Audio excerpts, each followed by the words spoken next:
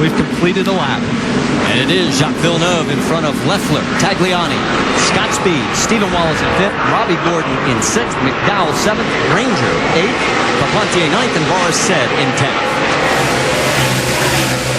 Pretty predictable start here, guys, like we talked about. Everybody minding their P's and Q's, being cool. But I will tell you, this part of the racetrack right through here, turn 3 and 4, 5, 6, 7, 8, stuff like that. On the back side of the track, this is where we saw a lot of wrecks last year. A lot of guys wheel hopping, a lot of guys sliding off the course, a lot of problems. Jim, 60's in. That's right. Mike Beam told Carl Edwards to come in after the first lap. This is simply to top off. No ground to lose since they're starting in the back. Now they can make it on 2 more stops. But can they make a green white checker? Well, that's another great question. They'll deal with that when they get to it, Marty, but it's all about getting back those 3 or 4 gallons they lost qualifying and warming up at pre-race. So they end up stopping even sooner than your son Steven's going to. Oh, well, Trevor Baynes spins it. Now remember, he was at the back of the field, so if he can just keep it fired and get back into it, he'll be all right. And Trevor didn't have a lot of practice time, did he, this weekend? So, you know, it's hard to get out of a car at Michigan.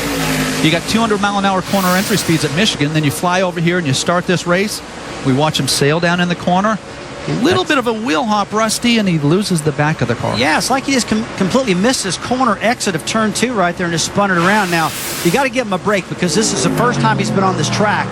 And it's slick out here. It's hot. And he just does not have his rhythm going right now, Ricky. He'll get that as the race goes on. Yeah, you got to make a mistake. Make it early. You can recover from it. See Steven trying now to break the 33 of Scott Speed, getting into turn 1 right there.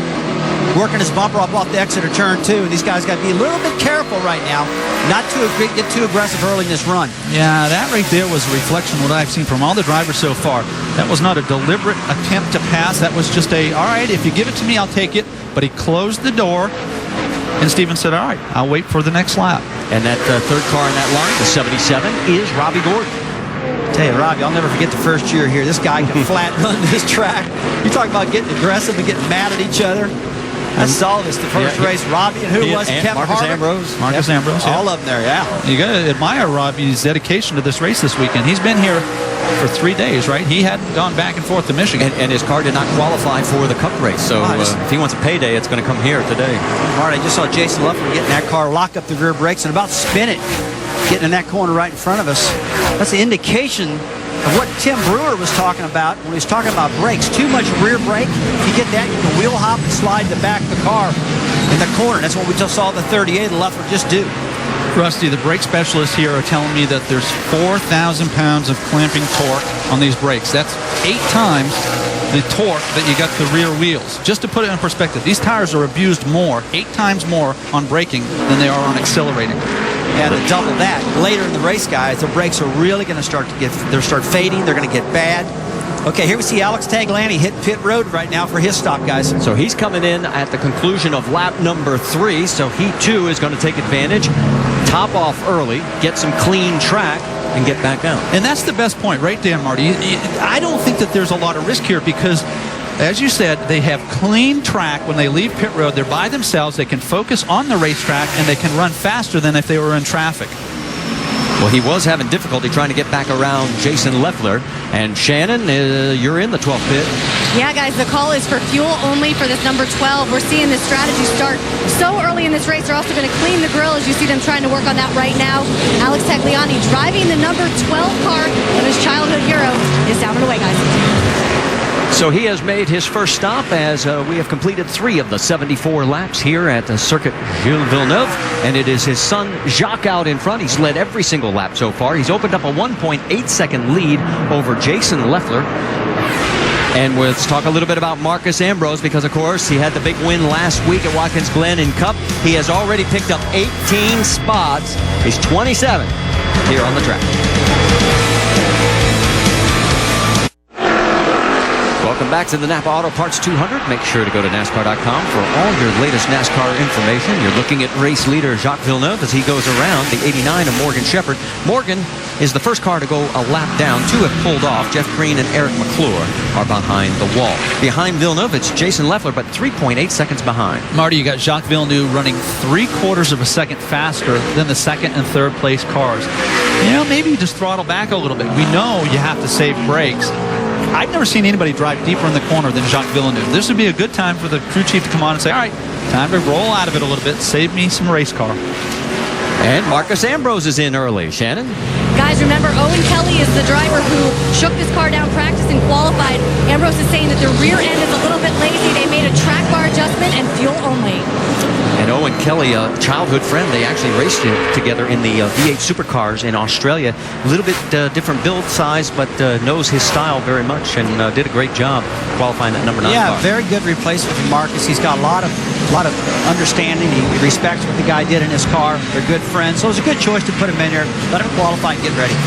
How about this little action taking place back in the field there as the 99 of Patrick Carpentier has Ron Fellows, a former winner here, all over his back bumper. Yeah, a couple of great Canadian racers. And Patrick Carpentier told me prior to the race, as he's battling for 8th place here, if I win, I might have a press conference Monday saying I'm out of retirement. Other than that, I'm done. I'm going back to Las Vegas and run my construction company. Well, and Fellows looks like he is going to get around him as did Carpentier peel off? Yes, he has peeled off to head for pit road, so that makes a good reason why he would be slowing down heading in, because that's the entrance to pit road right there at turn 13. Marty, I'm very, very surprised these guys are all pitting this early. A lot of them are just concerned about the fuel mileage. They're getting about 3.7 to 3.9. They're thinking now at the Glen and Road America, they were getting up to 4.2 miles per gallon. A lot of nervous guys. Jim, here they come. That's right. Patrick Carpentier pulls in. They're going to clean off the grill and top off fuel. Nothing more than that. Patrick says he likes the race car. He's a little free. Other than that, he's happy with that number 99 machine. Over to Shannon.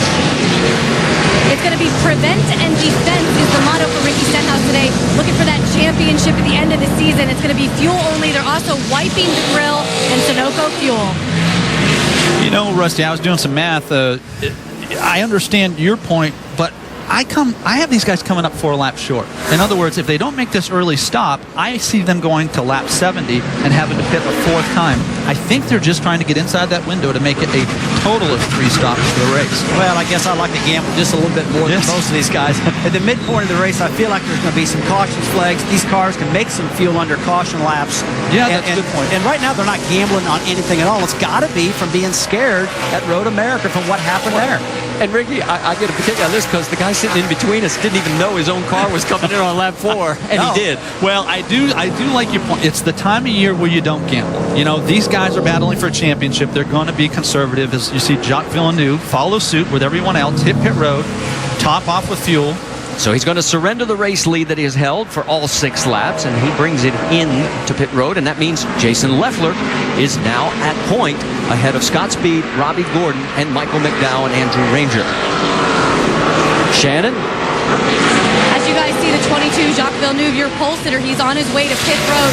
It's going to be fuel only for Jacques. Now, I did speak with his crew chief. He told me one thing they were really concerned about this weekend was the brakes. We know from past races, Jacques Villeneuve is very aggressive on those brakes. They have a lot of air moving to it to keep them cool. Guys? We can also tell you Eric Almirola is in pit road right now, so he too getting service. But Jason Leffler, who in 16 prior road course races, his best finish is 6th. He's running out front right now. Rusty, you mentioned it during the countdown to the green. He's done a great job these last 3 days, and he's having the run of his life as we watch Jacques Villeneuve get back up to speed after coming off a pit road. Danica Patrick right in front of her. She's doing a solid job. We mentioned Danica Patrick. Let's get an update on her situation. Rick DeBrule. Yeah, it's interesting because talking before the race, Tony Eury Jr. had talked about the potential to bring Danica in at 4 or 5 laps. They were saying basically that they probably need a fuel strategy race to make any kind of a substantial dent and move ahead, as opposed to being sort of a 10 to 15 kind of finish. But they're a little bit earlier in the race. They were talking to her, making sure to remind her that she needs to save the brakes, to turn on those blowers for the front brakes so she doesn't wear them out, so she can keep racing the entire time. Well, to give you an idea, she's running 17th. Villeneuve has already taken his pit stop. He's running 18th, guys. That's how fast he was. Rusty, are these drivers so worried about brakes because they had it hammered into their heads all week long? Are they so concerned that they're being conservative on the racetrack? They are. They know that this track right here is the hardest track on the entire circuit. It's harder than the short track we've got at Martinsville, Virginia. That's awful hard on brakes. It's harder than any other road course they run. And it's drilled in their head. They can't burn them up. They got to be careful, and they got to cool them down, Marty. Well, those top 5 have not made a stop. They're leading in lap number 9 of 74 at Montreal. Back here at Montreal, the second and third car in your screen are the race leaders. That's the 38 of Jason Leffler and Scott Speed right behind him. They're going around slower traffic as they get past the 51 of Jeremy Clements. And there you see the 77 also in this mix. That's third place, Robbie Gordon. Gordon gets hung up a little bit through that corner. Now, on the left side of your screen, this is the onboard camera from the 33 of Scott Speed. Now, left foot on the brake, right foot on the gas. He's a two-foot driver, and he's using the accelerator to not only accelerate off the turn, but to help get the car to rotate. Watch him tap. That's matching his revs so we can downshift. Again. Now he's going back to the accelerating off the corner. Got an upshift. Goes left foot resting on the brake. These guys are running pretty hard right now, Rusty. I'm not sure I'd be running this hard this early, but Scott Speed might be auditioning. Listen, he doesn't have a full-time job like Jason Leffler does, so he's looking for some more work. Well, it's pretty hard to tell a race car driver to slow down when they're really trying to, get up there and put a good show on, lead a lap, and run up front. Although I think, in my opinion, that's what you got to do here. I mean, you got to save these brakes. And right now, they're not saving the brakes. But, hey, again, they're racers, man. It's hard to pull the rein on them and slow them down. Robbie Gordon in the 77 going underneath the 13 of DJ Kennington. And, you mentioned Scott Speed looking for a ride. This is his first nationwide start since Homestead of 2009. Yeah, I got to go back to Rusty's point. He says it's hard to pull back the reins on these drivers. So I went back 10 years ago when we raced together. I never saw him slow down. He burned the tires off him, and he ran like a rabbit. Okay, I get it. I think it's Scott Speed. He did a lot of Formula One racing, a lot of F1 driving. He's very good on the road courses, and I think this was a good choice for Kevin Harvick to put him in his 33 car. He feels pretty comfortable on these style courses. And right away, he qualified well. He's running up front, looks real smooth, and you can tell that he's back at home in the road racing end of it. Let's update you on a couple of other drivers. Remember, Jacques Villeneuve was behind Danica Patrick. He has since gotten around her. She is shown in 14th position. We're getting word that she might have had a little contact or some kind of incident. And we'll check on that as soon as we can. In fact, let's go back and show you. As you can see, there she is on the right side of your screen. It's like Danica's just trying to make a pass on Michael Annett on the inside. Yeah, Michael Annett didn't see that she was there and suffered for it, obviously spinning around. This is a blind turn, right-hander. She makes it sort of a dive bomb in here, and Michael Annett didn't have the time to react and clipped her. And while this is going on, Reed Sorensen is on pit road, Jim. Marty, this was to be a fuel-only stop for Reed Sorensen, but he complained about having no rear grip, so they decided to put 4 tires on, fill it full of Sunoco racing fuel, and also make a major chassis adjustment for Reed Sorensen. Michael McDowell, by the way, in 1 lap ago, simply to top off. And the battle for the race lead continues between Jason Leffler and Scott Speed. Speed keeps putting the pressure on. Yeah, and you can see that car kick out in the back. Watch these cars as they enter and exit the turns. You can't ask them to do 2 things at once. You can't brake and turn at the same time. You can't accelerate and turn at the same time. You see Jason Leffler split off there and go to pit road. Scott Speed is going to lead this race. So he'll be our third different leader. Our second lead change is now Leffler and Robbie Gordon have both committed to pit road. Right side of your screen is the race leader. Left side is Jason Leffler and Robbie Gordon. Let's check in again with Jim Noble. All right, guys, Jason Leffler, unlike a lot of people, they are not planning on doing this early pit strategy. Oh, yes, they are. Here he comes in. Before the race, they talked about simply running their race. But Jason's having a little trouble with grip, so they decided to go ahead, top off the fuel tank, and take 4 tires. They are around to the left side of that right now. Jason revs the engine, waiting for that tank to get fuel with Sunoco racing fuel, and Leffler is away. 15.7 seconds on the stop. As there you see the race leader, the 33 of Scott Speed. Second place right now is the 53 of Andrew Ranger. We can tell you, Ranger, good road course racer, one of that group of 20 we told you about at the beginning. And whoops, the 81 has turned it around. That's Marie-Eve Dufault in her first nationwide race. The former Price is Right model. She did it for about a month. She says, I model to make money so I can go race. She says, I'm a racer first. She's trying to work her way up through the ranks. She's run the ARCA series. Best finish there was 10th. Former Price is Right. Yeah. Back